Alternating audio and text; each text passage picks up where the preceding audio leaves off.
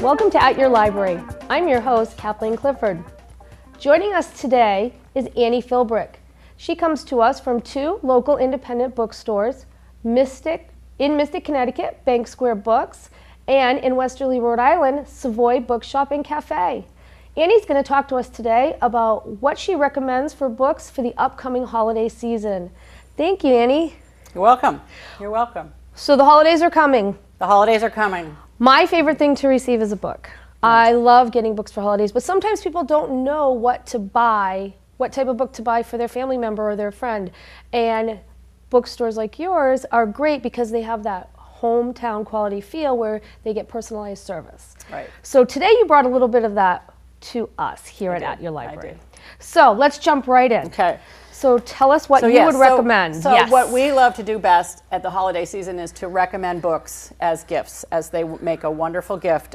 Just to start off, each year we put out with the New England Independent Booksellers Association a holiday catalog. We have all of these books. They're all displayed in both stores. This catalog itself will come out in the New London Day and the Westerly Sun on the Tuesday before Thanksgiving.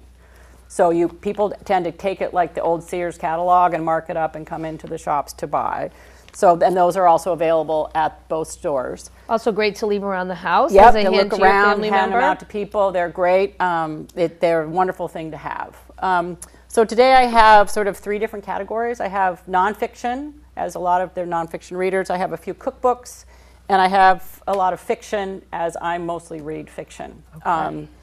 But I just wanted to sort of start. I will start with one of my favorite books that came out just a few weeks ago called The German Girl by Armando Lucas Correa. Armando is the senior editor of People magazine on Espanol in New York City.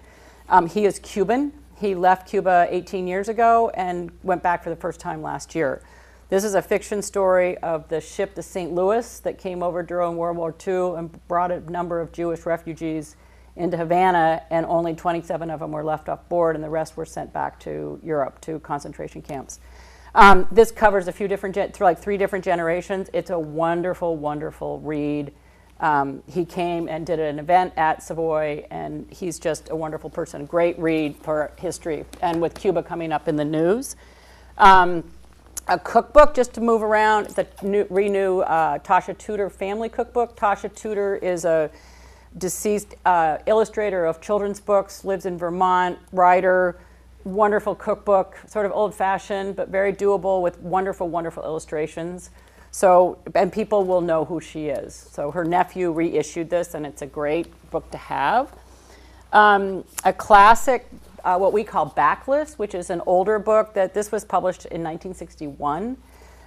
It's one of my favorites. It's set in the islands of British Columbia. It's a woman who became a widow at a young age with 5 children, and every summer she took them on a boat around the islands of British Columbia.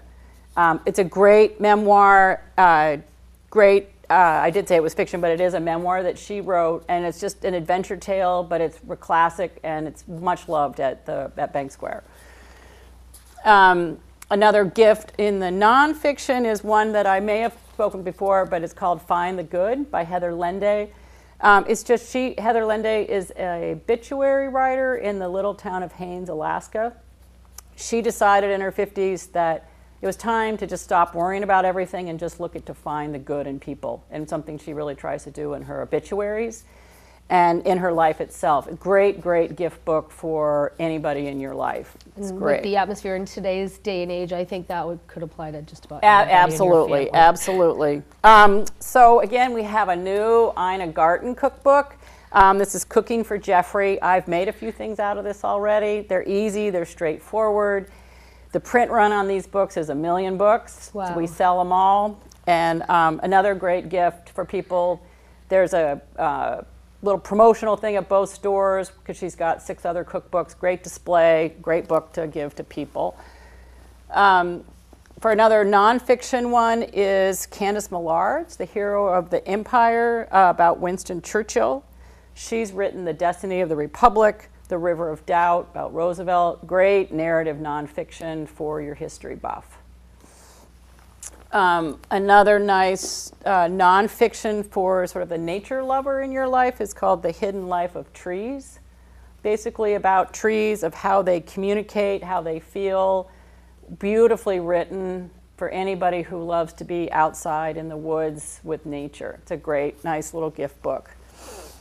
Another book of fiction, which we have autographed copies actually, is A Gentleman in Moscow by Amor Towles. Amor Towles is the author of a previous book called Rules of Civility, which is two women that came from the Midwest to New York during the Jazz Age. This is set in Moscow in the Metropole Hotel, which is a real hotel in Moscow that still exists. A count who was exiled into the hotel. It's his life in the hotel. He befriends a young girl who they have dinner with. It's quite sort of romantic in the Russian sense. He involves Soviets. He involves modern day Russia, the Bolsheviks. It's dining in the hotel. It's just a great story, beautifully written, wonderful book set in Moscow. And that is on my wish list, so for my family that's watching. Oh, it is. It's good for you. Good for you. So we're traveling around the world a little bit. All right. Another great cookbook to have. We did a dinner the other night with Rowan Jacobson at the Oyster Club. And this is perfect for Oyster Club, the Essential Oyster. These are oysters all over the United States. Included in here are the Fisher's Island oysters. So it's just a great, there's recipes, there's history of it. It was a delicious dinner at Oyster Club. Just a great cookbook for your local oyster lover. Another for the younger people in fiction, this is a book called Rules for Werewolves, which is out in paperback. This book, I read it, I wasn't sure I was going to like it, but I was fascinated by it. It is 99% dialogue. Oh, cool. Of these young people who break into houses and live in, sort of become squatters in these houses in this city. And the dialogue is sharp, it's smart, it's great for 20s, 30s something, or even older people as I read it, but it's just a really smart book. Another nonfiction that I love is Beth Macy's True Vine. Beth Macy is the author of Factory Man, of a man who saved a factory down south. This is the story set in True Vine, the town True Vine, of two albino African-American brothers who were either kidnapped, given, or sold, it's never quite clear by the end, by their mother to the circus. They were not it was hard for them to work in the tobacco fields because they were albino. Their eyes couldn't take the sun, their skin couldn't take the sun. So Beth dug into this family story by finding family members to see what actually happened to the two brothers. They're no longer living, but it's a fascinating read of their life in the circus, how it became their whole life. And the mother eventually found them, but they were so ingrained in the circus life that it was really hard for them to come back into regular life. But within this is the whole mystery of what actually happened to these boys. Were they sold? Were they kidnapped? Were they given to save them from their life in the tobacco fields? Okay. But really good narrative nonfiction. She's a great writer. It's a fascinating tale and really pertinent to sort of what's happening in our world today. Sounds wonderful. It's really good. Another great nonfiction, just for the fact lover, is Atlas Obscura by Joshua Foer and a couple other people. This is 600 places to learn about in the world that are unusual. It travels all over the world. It's little fun facts. It's a great armchair companions guide to different odd places within the world. So great gift for someone who loves to read about unusual places in the world and wish they could go there. That's neat. I could really great book. Few people just quickly, another fiction that I loved is a book called Micheline. This is a story of twins during the in the concentration camp when Mengele did experiments on them, but it's really more about the life and love of two twin sisters and their voices. It's not a horrific account of what all the experiments were, but really just a fictional look at the love of twins. Really great read, and I love the cover.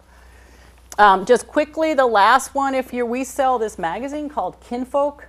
If you've got some hip young 20-somethings who's trying to move into their own apartment or want to read, it's a great sort of hip, it's not farm to table, but farm to table in sort of the social way and lifestyle choice. It's a great gift to someone. We have some back issues of it as well. There's some cookbooks by these people, but it's really nice gift for your sort of young hip something that you don't know what to get them. So. That's another option. That's great. Yeah. Well, thank you, those are Annie. my choices. Thank you for coming and talking about some adult books for us. And when we come back after our break, Bank Square Books and Savoy Bookshop will be back with us to talk about what to buy for your teens and children this holiday season. I'm a single mother, and I was the main one working, so I never thought that I could go back to school, you know?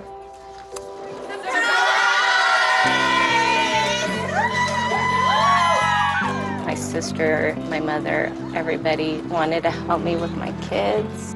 I could not have gotten my diploma without my family. Find free adult education classes near you at finishyourdiploma.org. Look at you. You're at the top of your game. You're unstoppable. Nothing can throw you off track. Wait, is that your car? Uh-oh. Yeah, I saw that coming. That will throw you off track. You're looking at around 10 grand in fines, legal fees, and increased insurance rates. Let's try this again. Smart move. Because buzz driving is drunk driving. We've all seen stories of conflict that ended with peace. We've seen stories of hunger end in abundance. We see stories of fear, despair, and poverty, but they can end with courage, hope, and love. With you. Be a part of writing a story that's greater than poverty. Learn how at worldvision.org.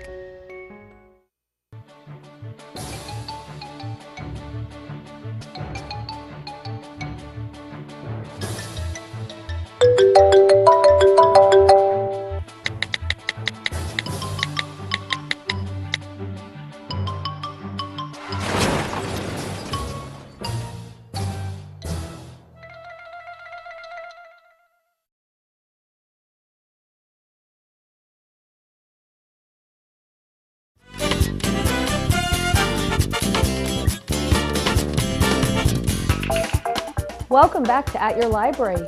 Joining us now is Kelsy April. Kelsy is the manager of the Savoy Bookshop Cafe in Westerly, Rhode Island, and she is the buyer for the children's and young adult literature at Bank Square Books and Savoy Bookshop. Welcome, Kelsy. Well, thanks for having me. Excellent. So Kelsey's going to tell us what we should buy for our teens and children, and maybe she'll even find some books for those reluctant readers a lot of us have. So Kelsey, I'm going to turn it over to you. What do you recommend for this holiday? A lot. There's a lot of books that I recommend, but I brought just a few. Let's start off with some young reader books. Dorothy and Toto by Debbie Machiko Florence is a young reader series. There's 4 books out right now published by Capstone. Really fun stories for people like 6, 7, 8 years old, maybe even younger. A really fun series. I'm really supportive of this. This is another personal favorite, Joanna and Lucas. It's again for young readers. This could also be something for reluctant readers, but the reason I like it so much is that it's about a young girl named Juana, and she's from Colombia. And she loves to do a lot of things like drawing and eating Brussels sprouts, and she loves her dog Lucas. But what she doesn't like is learning English, and that's why this book is so cool. It's because it's from the perspective of a Colombian girl who speaks Spanish and is trying to learn English. So a really cool perspective, really fun characters, excellent read for young people. And then for toddlers, this is the book that I'm obsessed with the most. It's called Touch, Think, Learn, ABC. Just a really solid ABC book. I was thoroughly entertained with it when I first was presented this book and looking through it. It's tactile, it's colorful, it's fun, it's durable, so they can like throw it on the ground and chew on it, and it's going to be fine. Durable is super important. Durable is super important. So let's talk about a couple of picture books. Add a Twist, Scientist by Andrea Beatty. I'm in love with this book. I'm in love with this series by Andrea Beatty. It's all about young people and science and technology. This is about Add a Twist, who's a scientist. And the reason I like it so much is because you don't often see books for kids about science and technology like this. Beautifully illustrated. And the cool thing is she's done a couple of other books like Iggy Peck, Architect, and Rosie Revere, Engineer, and they're both in the book. So as you go through the story, you get to the end, and then you get to see the other characters at the back of the book, and you can tell who's who because the kids that have already had their story told have a pencil behind their ears, and they have this sort of enlightened look on their face, like that they've sort of found themselves, in what they love to do. So this is a really excellent series. I'm very supportive of it, and this is something that I'm going to recommend. Penguin Problems. This book is hilarious. Perfect read out loud book. It's about a penguin who has all these problems. He loves to complain, just won't stop complaining about his life, and it's really witty too, like witty sort of complaining. And then you get to the middle of the book and you meet, let's see if I can find him because you just have to see. So he meets this walrus, and I call him the wise walrus of wisdom, because he confronts Penguin and then he sort of lays it out and says, Penguin, why are you complaining? The world is beautiful. Look at what's around you and be grateful for what you have. And then Penguin does, and it's just a really fun story. And we have that book at my house, and it tricks you into learning a few things, too. It does trick you into learning a few things. Fun and educational. So next is I Descent. It's a biography on Ruth Bader Ginsburg for young people. I would say anyone 7, 8 up can read this, but also as an adult, I read this book and thoroughly enjoyed it. Really good look at the life of Ruth Bader Ginsburg and the impact that she had on the world, and I think it's really important now as we have more women leaders emerging to sort of learn about who she is if you haven't already. And it's got really good illustration too. I really like good illustration. While we're on the topic of women leaders, Rad Women Worldwide as a follow-up for the book came out, I think last year, Rad American Women. So this is women worldwide who have helped shape history in all sorts of ways. Really accessibly presented too. Everyone's got their own spread where you get to introduce to the character and you read a little bit about them. And it's a really wonderful history book for anybody. And not even just for kids too. I mean, I think adults can read that and love it as well. Let's move into middle grade now. So these next two are for the 8 to 12-year-olds. Rosemary Nightingale by Kate DiCamillo. She's phenomenal. She's a really, really good writer. This book takes place in Florida, summer 1975, and it's about a girl who, she's on this quest to find her father. And so she decides that entering a baton twirling contest and winning the front page prize is going to help her find her father. And that plot actually takes a little bit of a back burner as she forms these really great friendships with the other girls in the baton twirling class. This might be one of my favorite Kate DiCamillos. Really, really good. Next we have Wolf Hollow, also historical fiction. This takes place, I think, during the 1940s, and it's about a girl who, there's so many levels to this book, it's almost hard to explain what it's about. So there's this girl, and she befriends this local homeless man who the rest of the town is sort of frightened of, and she's sort of unsure why, because he's always been very nice to her, and this bully comes to town and sort of frames him for something really awful, and she has to sort of prove his innocence. And it's a really beautifully written story. And again, I read this as an adult and thoroughly enjoyed it. I think that anybody who likes historical fiction will read this. And actually, when I was presented this book from my sales rep, they actually compared it to Kill a Mockingbird, and I thought that was a very steep comparison to make. Yes. So I absolutely had to read it to see if that comparison lived up, and it certainly does. I would most certainly compare this to Kill a Mockingbird. Wow, that is very high praise for a book. It is very high praise for a book. So this is a special collector's edition of A Monster Calls by Patrick Ness. Patrick Ness is one of my favorite authors, and he actually wrote this book based on notes from Siobhan Dowd that she had written before she passed away. And so he was given the notes and created his own story. It's called A Monster Calls, and this is the special collector's edition. There's a movie coming out, so that's why this is coming out. So it's the original book with all of its illustrations by Jim Kay, which I think are absolutely haunting and gorgeous, which goes along perfectly with this book. But then you get to the back, and there's some of the movie stuff, talking about the actors, a little bit about Patrick Ness himself. and a little bit of extra stuff in there. So, you know, this is a book for book lovers, people who love to collect books and own books. But on top of that, it's a really beautiful story as well. Couple of YA books that I'm really stoked about for the holidays. The first one is David Arnold's sophomore novel, Kids of Appetite. His debut was Mosquitoland, came out last year, and I was obsessed with it. I think he's got really dynamic characters like nobody else in YA writes about. In this one, I would sort of compare to The Outsiders. This is a modern day retelling of The Outsiders. There's one character in here, her name is Mad, and she carries around a copy of The Outsiders with her. It's her favorite book, and it's very clear that that influences her and her group of friends. So it's this cast of characters who they come together because one of the protagonists is on a mission to his father has passed away, and he's trying to fulfill his father's almost dying wishes. So he meets this crazy cast of characters, and that's what they set out to do. Really good story of friendship. The last one I'm going to talk about that I'm really stoked on is The Forgetting by Sharon Cameron. It's a really solid dystopian book. It takes place in a world where every 12 years everybody loses their memory. But the main character never forgets. She never loses her memory. So she's able to piece together the puzzle that is this society that she's living in, and why do people forget, and what are we forgetting? Why, you know, what is the point of forgetting? And it's just really solid dystopian. It's a genre that's, you know, sort of been around for a while. It can get a little stale sometimes, but this book is really exciting, and it's got a great cast of characters in it, so I love this one as well.